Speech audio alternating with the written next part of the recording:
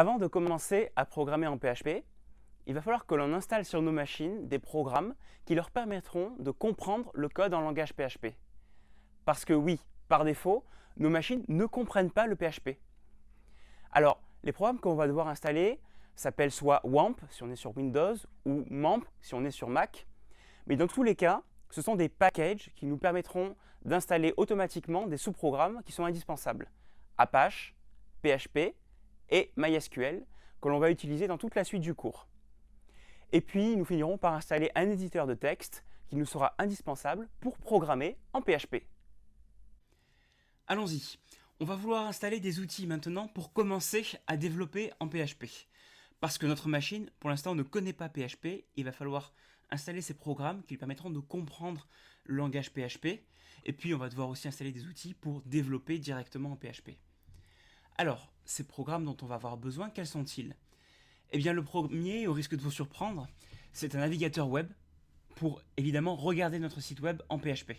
Ça, pour nous, ça sera absolument indispensable et j'imagine que vous en avez déjà un, comme par exemple Google Chrome ou encore Safari, Firefox, etc. Ensuite, pour écrire le code en PHP, on va avoir besoin d'un éditeur de texte. Alors, pour les éditeurs de texte, il en existe des dizaines, voire des centaines. Moi, je vais utiliser un outil qui s'appelle Sublime Text, mais si vous avez l'habitude d'un autre comme Notepad++, si par exemple vous avez fait du HTML avec, vous pouvez aussi utiliser Notepad++ sans aucun problème, ou l'éditeur de texte de votre choix. Et puis, c'est la nouveauté quand on fait du PHP, on va avoir besoin de 3 programmes, PHP, Apache et MySQL.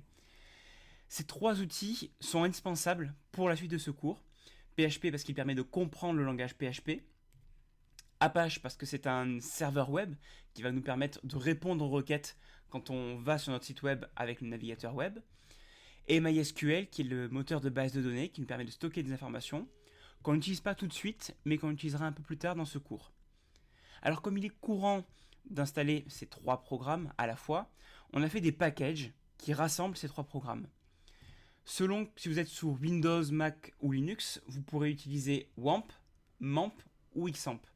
WAMP sous Windows, MAMP sous Mac et XAMPP sous Linux, qui existe d'ailleurs aussi sous Windows et sur Mac pour celui-ci. Dans la suite de cette vidéo, je vais justement vous montrer comment installer WAMP et MAMP. Si vous êtes sous Windows, vous allez devoir télécharger le programme WAMP. Vous pouvez simplement faire une recherche Google de WAMP. Vous allez tomber sur le site de WAMP Server. Vous cliquez sur télécharger. Et là, on vous propose plusieurs versions en fonction de la version de PHP que vous voulez utiliser, en fonction de si votre ordinateur est un ordinateur 32 bits ou 64 bits. Alors ça peut être un peu compliqué quand on débute. Là, ce que je vous recommande, c'est, si vous vous doutez, de prendre la dernière version, PHP 5.4 ici, avec WAMP Server 32 bits, donc le premier lien. Là, on vous propose de remplir certaines informations dans un formulaire. Vous pouvez le faire si vous voulez, mais vous n'êtes pas obligé. Vous pouvez cliquer directement sur passer au téléchargement. Et là, vous attendez un petit peu, et au bout de quelques secondes, le téléchargement de WAMP Server démarre. Lorsque le téléchargement est terminé, vous pouvez lancer le programme d'installation ici en double-cliquant ici. Vous faites exécuter, vous validez, et vous suivez les instructions de l'assistant d'installation. Là, c'est du classique, rien de très compliqué. Vous verrez que par défaut, il se met dans le dossier c2.wamp. Je vous recommande de le laisser par défaut si vous doutez. Il faut savoir que tous vos fichiers PHP devront être placés dans un sous-dossier de ce dossier WAMP. Vous verrez ça un peu plus tard. C'est vraiment important de bien savoir que vous ne pouvez pas mettre des fichiers PHP sur votre bureau et les exécuter. Il faut vraiment que ce soit dans un répertoire qui soit connu par le logiciel Apache qui est installé avec WAMP. Donc voilà, vous pouvez continuer et faire installer. Une fois WAMP installé, vous avez un raccourci pour démarrer WAMP Server. Et vous allez voir qu'une petite icône va se mettre dans la barre des tâches. Voilà, au départ elle est rouge, ensuite elle est orange, ensuite elle est verte. Lorsqu'elle est verte, ça veut dire que tous les programmes associés à WAMP ont été démarrés. En l'occurrence Apache, PHP et MySQL. Si vous faites un clic gauche, vous voyez que vous pouvez directement arrêter les serveurs, ou les démarrer, ou les redémarrer. Ça peut être utile quand on fait des changements de configuration. Vous pouvez afficher directement le contenu du dossier localhost. Voilà, là où vous allez trouver un certain nombre de liens vers les projets que vous avez démarrés. Vous avez différents éléments de configuration pour PHP, Apache, MySQL, ça on ne va pas trop l'utiliser. Et surtout, vous avez un lien vers le répertoire 3W, ici, voilà, qui vous permet d'accéder au dossier. Vous voyez qu'ici c'est c2.wamp 3W, là où vous pourrez mettre tous vos fichiers PHP. J'insiste, c'est bien ici qu'il faudra placer vos fichiers PHP, ou dans des sous-dossiers, ou dans des répertoires que vous pourrez créer, et pas ailleurs, sinon ça ne fonctionnera pas. Voilà, vous avez installé WAMP, et vous allez pouvoir commencer à développer en PHP sous Windows. Pour installer MAMP, on va aller sur le site web de MAMP, donc tout simplement faire une recherche dans Google, MAMP, et on va tomber sur mamp.info, qui est le site web de MAMP, qui nous propose de télécharger MAMP.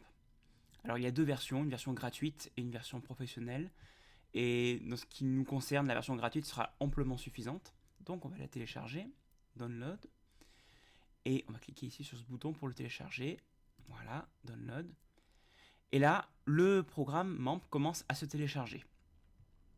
Une fois que vous avez fini de le télécharger, vous allez récupérer un fichier mamp.pkg. On va l'ouvrir. Voilà. Et on va installer le programme en suivant les consignes d'installation. Alors il n'y a rien de très très compliqué, ça je vous laisse le faire jusqu'au bout. Voilà, vous l'installez comme ceci. Et une fois que vous l'avez fait, eh bien vous aurez installé à la fois Apache, PHP et MySQL sur votre Mac. Une fois que vous avez installé MAMP, vous pouvez le démarrer et vous verrez une petite fenêtre comme ceci, qui vous indique ici que le serveur Apache et MySQL ne sont pas démarrés. Là, on voit l'icône rouge. Avant de les démarrer, je vous recommande d'aller dans Préférences et ensuite d'aller dans Apache et de bien sélectionner un répertoire ici. Ce sera le répertoire racine où vous mettrez tous vos fichiers PHP.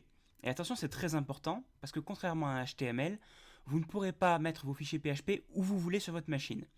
Il faut qu'ils soient dans un sous-dossier de ce répertoire que vous définissez ici. Donc moi, c'est dans mon répertoire personnel, user matteo21 /dev/repo. Et ensuite, dans tous les sous-dossiers que je pourrais mettre à l'intérieur, les fichiers PHP pourront être exécutés. Par contre, je ne pourrai pas les mettre ailleurs, par exemple sur mon bureau ou quoi. Là, ça ne pourra pas marcher. Donc voilà, choisissez bien ce répertoire. Et une fois que vous l'avez fait, vous pouvez démarrer les serveurs. Ça démarre en général très très vite. Voilà. Et dès que les deux icônes sont vertes, vous pouvez commencer à développer en PHP en ouvrant un navigateur web et en vous rendant sur l'adresse http://localhost 2.8888 qui est le port ici qu'on utilise. Et ça, je vous le montrerai dans un prochain chapitre.